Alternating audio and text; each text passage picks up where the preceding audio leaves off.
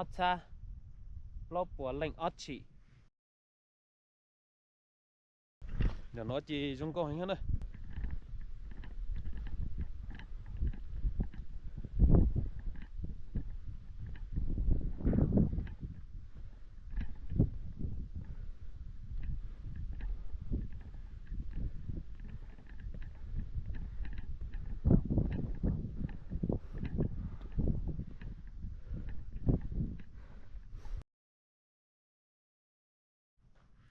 Hello, nhớ dòng xuất lại nữa, nó cũng tốt cho sọt trong để nó mà giống có hành, cũng yếu cho pe xuất lại một sai khó chân để nó, sai nếu nhớ rồi khó từ ha, khó chân để nó chỉ như sa bỏ đi chưa, nó nè, khó chân để nó chỉ như sa lên nó, Otta lốp của lệnh Ochi, đúng bề để nó do cho lót thi, nó nè giống có hành, thảo sơn dụ. Thảo nó chỉ thảo nốt tua thảo sơn rút nốt tua chỉ nửa rong có hành đằng hôm nó chỉ nửa mua ý cho hoa rong gò lý lúc hạt trứng gò cho hoa để nó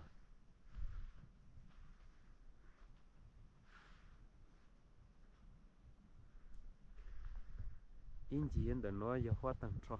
lúc trong nó chỉ sát lo chỉ cho hoa nhóc cây cho hổ ý tặng chỉ sơn rút chỉ cho hoa nhóc cây hổ chỉ rong có hành này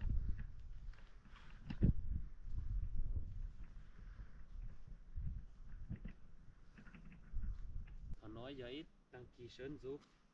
nó sẽ hở cái gì tính thằng nó nhỏ khó tải to rong có hành này thằng lúc nó tải to chỉ mua chữa hoa thì nhóc cây trong nó chỉ rong có hành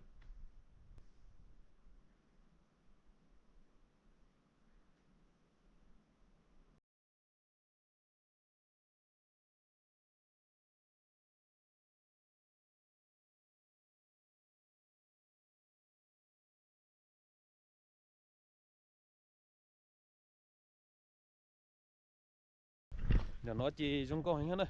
tuần để nó xem một tuần ra nó